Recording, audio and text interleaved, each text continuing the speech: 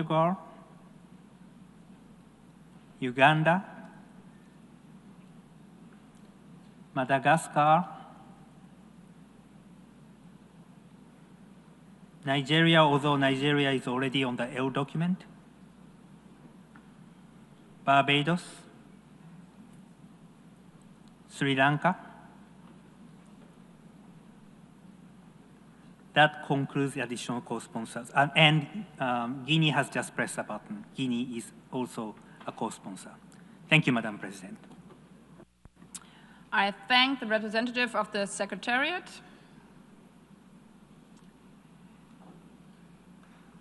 I don't see any lists. Oh, yeah, see.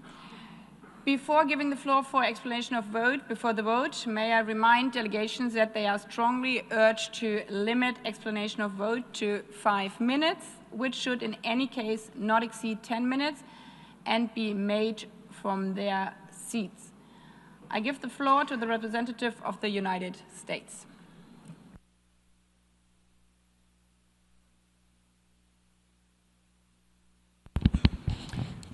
Thank you, Madam President. Colleagues, U.S. opposition to this resolution should come as no surprise. The Trump administration has been clear.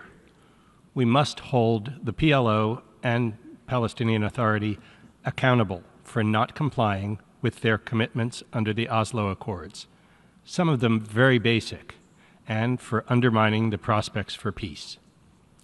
It is clear that the Palestinian Authority and PLO have failed to live up to these commitments and are not credible partners for peace. The Palestinians committed to renounce the use of terrorism and all other acts of violence. However, despite its claims to the contrary, the Palestinian Authority continues to reward and incentivize terror by continuing its pay-for-slay payments to terrorists and their families. This heinous practice must end. The Palestinians must consistently and publicly repudiate terrorism, including the October 7 massacre, without equivocation, and end incitement to terrorism in education, as required by U.S. law and as promised by the PLO. The Palestinian Authority still fails to directly condemn terrorist attacks against Israeli civilians, including the September 8th attack against the Ramot bus stop in Jerusalem that killed 6 Israelis. Indirect condemnation or statements that reject the targeting of Israeli civilians while simultaneously falsely accusing the Israeli government of committing genocide do not meet a reasonable standard of condemning terrorism.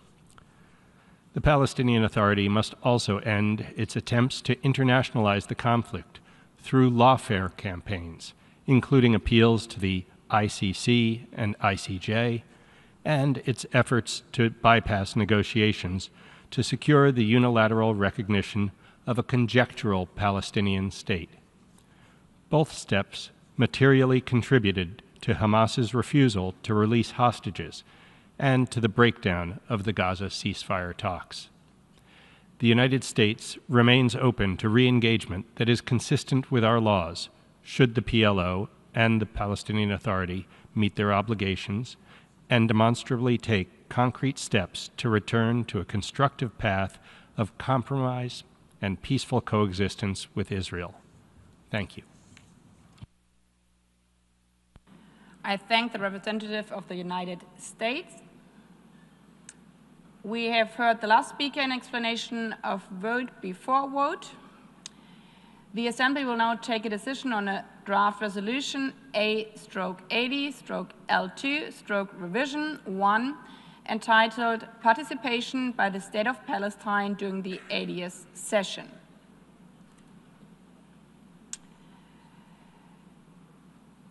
A vote is requested. A recorded vote has been requested. We shall now begin the voting process.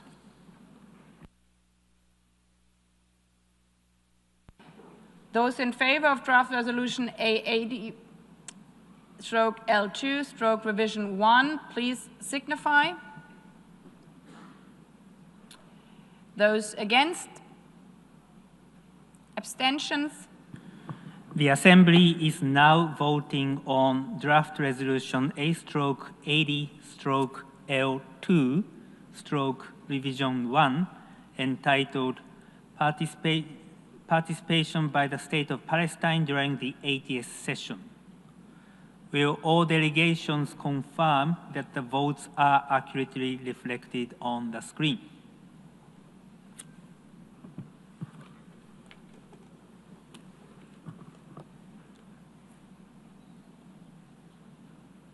The voting has been completed. Please lock the machine.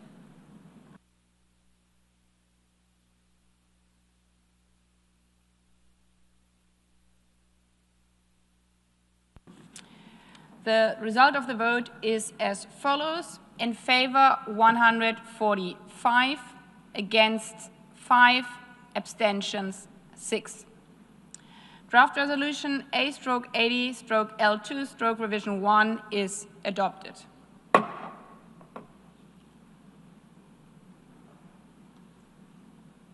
Before giving the floor for explanation of vote after the vote, may I remind again delegations that they are strongly urged to limit explanations of vote to 5 minutes, which should in any case not exceed 10 minutes and be made from their seats. I give the floor to the representative of the Russian Federation.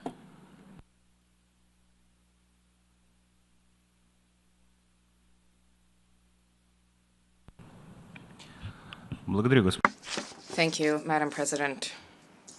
We supported the draft resolution of the UN General Assembly on the modalities of the participation of the delegation of Palestine during the general debate, as well as high-level events during the 80th session of the United Nations General Assembly as an extraordinary and urgent measure, which was adopted under exceptional circumstances. The situation with the denial of granting an entry visa to a head of state, literally on the eve of high-level week, is unprecedented. This approach, undertaken by the host state of the United Nations, flies in the face of the United Nations Headquarters Agreement. The Russian vote in favor cannot be interpreted as support for remote or hybrid working arrangements for the United Nations. We continuously and consistently advocate for normal, in-person working arrangements. The establishment of artificial obstacles for this, including the failure to issue entry visas, is unacceptable. The position of the United Nations General Secretary General on the matter of visas has long ago been set out and is well known. This was enshrined for the first time in 1988 during a meeting of the Committee on Host State Relations. At that point, it was emphasized that the United States has an obligation not to impose any impediments on access to UN Headquarters District for all official representatives, barring none, and to grant them visas without charge and as promptly as possible. This obligation is unconditional. There are no exemptions thereto under the UN Headquarters Agreement. This position was subsequently reiterated on a number of occasions. Most recently, this was reiterated during the meeting of the Committee on Host State Relations, which was held on the 12th of September with a statement from the United Nations Legal Council. The reference to this is contained in the text of the resolution, which has just been adopted. Madam President, to conclude, I wish to stress that measures that were stipulated on an exceptional basis to provide for the participation of the delegation of Palestine during the work of the 80th session of the United Nations General Assembly by no means releases the host state from its obligation to implement the above-mentioned agreement. We proceed from the premise that all of the requested visas need to be issued. Thank you for your attention. I thank the representative of the Russian Federation. I give the floor now to the representative of the Islamic Republic of Iran, followed by China. Bismillah ar-Rahman ar-Rahim. Madam President, we express our serious concern regarding the decision of the host country to revoke or to refuse visas for the Palestinian delegation intending to attend the 80th United Nations General Assembly High-Level Week. Denying visa of the Palestinian delegation clearly violates Article 105, the General Convention, and the Headquarters Agreement, amongst others. As per relevant international law, the host country not only has the obligation to promptly issue such visas and not to impede transit of states representatives to and from the United Nations meetings, but also has the positive obligation to accord full facilities for the efficient performance of functions of missions and their representatives. Visas shall be issued promptly and irrespective of its bilateral considerations.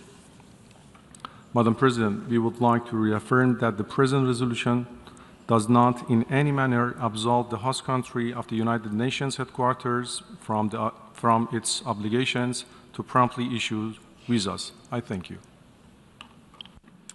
I thank the representative of the Islamic Republic of Iran. I give the floor to the representative of China. President, China voted in favor of the draft resolution. As an observer state of the UN, Palestine enjoys the right to, I quote, full and effective participation in UN conferences and international conferences and meetings convened under the auspices of the General Assembly, unquote. This was explicitly stipulated in last year's emergency special resolution of the GA. Under the UN headquarters agreement, the host country has an international obligation to issue visas to enable Palestine to participate in UN conferences, a responsibility that cannot be evaded or denied under any pretext. Yet, on the eve of this General Assembly, the United States, in its capacity as host country, announced the denial and revocation of visas for Palestinian officials. This action is unacceptable, and we express our deep concern. The United States have long pursued an unbalanced stance on the Palestinian issue, consistently resisting and obstructing efforts by the GA and the Security Council to promote a ceasefire in Gaza, and shielding and condoning the occupying powers' frequent violations of the international law. Just yesterday, the U.S. once again stood in opposition to the international community and brazenly blocked the Security Council from acting on the Gaza issue. This marks the 8th time the U.S. has abused its veto power since the Gaza conflict erupted in October 2023. And today's results of the vote of the GA has again shows the decision by the U.S. and its isolation by the international community. Amid the raging violence in Gaza and heightened tension in the West Bank, Palestine is striving tirelessly for peace and seeking assistance for its survival. Amidst these circumstances, the U.S. has denied Palestinian visas and the right to present its case to the United Nations. This is a blatant violation of its international obligations, a ruthless suppression of Palestinian peace efforts, and a callous disregard for the suffering of 2 million people in Gaza. The resolution adopted today provides special arrangements for Palestine to participate in the 80th session of the UNGA, including the general debate. This is a remedy for the unjust treatment Palestine has endured, undertaken out of necessity and with no alternative. The resolution explicitly states that these arrangements do not constitute a precedent and are valid only during the 80th session of the GA. We hope that through these arrangements, Palestine can successfully participate in UN meetings, express its views, and seek strong support. It must be emphasized that this resolution does not exempt the host country from its obligation and responsibility to issue visas. President, the high-level week of the 80th session of the UNGA is fast approaching, with high-level delegations from all member states set to convene in New York. China urges the host country to strictly comply with relevant international laws, including the Vienna Convention on Diplomatic Relations, the UN Headquarters Agreement, and Convention on the Privileges and Immunities of the UN. The host country should treat all sovereign states equally, refrain from discriminatory practices, fulfill its obligations regarding visas and exit and entry matters, and ensure ensure the smooth conduct of all activities during the high-level week of the 80th session of the General Assembly. I thank you. I thank the representative of China. We have heard the last speaker in explanation of vote after the vote. The exercise of the right of reply has been requested. May I remind members that statements in the exercise of the right of reply are limited to 10 minutes for the first intervention and to 5 minutes for the second intervention, and should be made by delegations from their seat. I give the floor to the observer of the observer state of Palestine.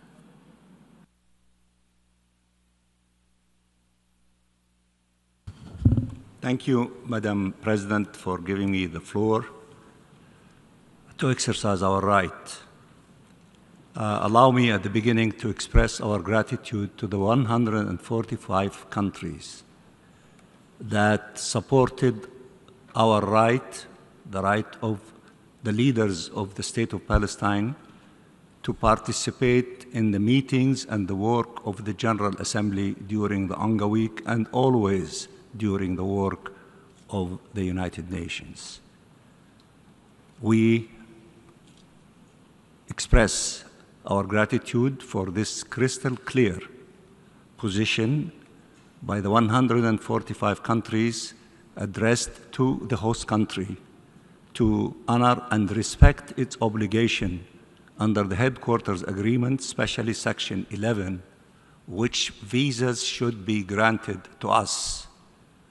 Whether we agree or disagree on certain issues with the host country, that does not give the host country the right or the privilege to abuse its authority by denying us visas to come and to attend physically with all of the colleagues of our leaders to participate in issues that are important to the international community, and including the question of Palestine. We sincerely hope that this abuse to be reversed as quickly as possible, and for the host country to extend visas for our leaders, because we have the right to be with all of you, for our leaders to be with all of you, and to share our thoughts and ideas peacefully, diplomatically, legally, and in a civilized way. Denying us, denying our leaders the opportunity to do so is an abuse of the authority, and it is a punishment for the State of Palestine that should not take place. Of course, our leaders will participate in whatever capacity that is possible to us, but we will not yield an inch for our right to be treated like the rest of you and to receive our visas for our leaders in any meetings that we are invited to participate in, and we will continue doing that. And we hope that that will be the end of this issue. We need to concentrate on the issues of substance and not to be distracted on such issues. But if we are forced to take additional measures and the host country to continue abusing its authority of continuing to denying us of visas, this issue will be revisited, and there are precedents that happened in the past that seriously will consider. Thank you very much. I thank the observer of the observer state of Palestine. No more requests. The Assembly has thus concluded this stage of its consideration of Agenda Item 7. The Assembly will resume its consideration of Agenda Item 35, entitled Question of Palestine. I give the floor to the distinguished representative of Saudi Arabia.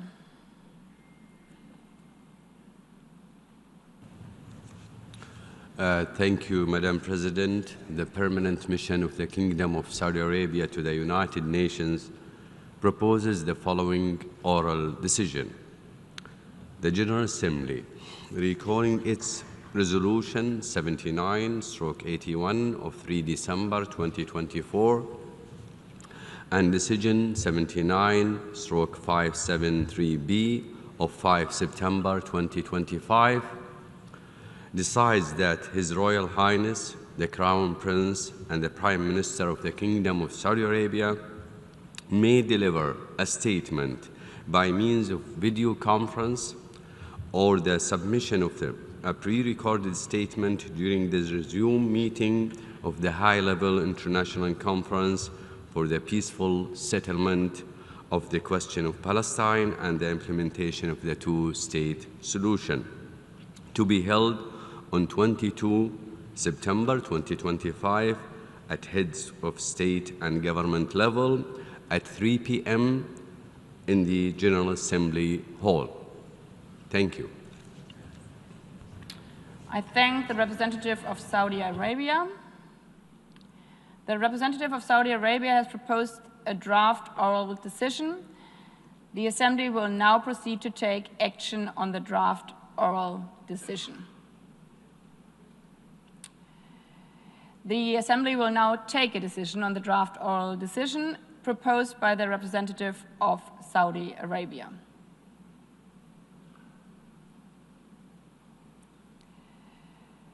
Without a vote, may I take it that the Assembly wishes to adopt the draft oral decision?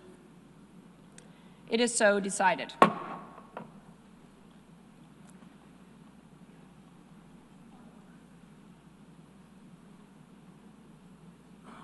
So, long scrolling. The Assembly has thus concluded this stage of its consideration of agenda item 35.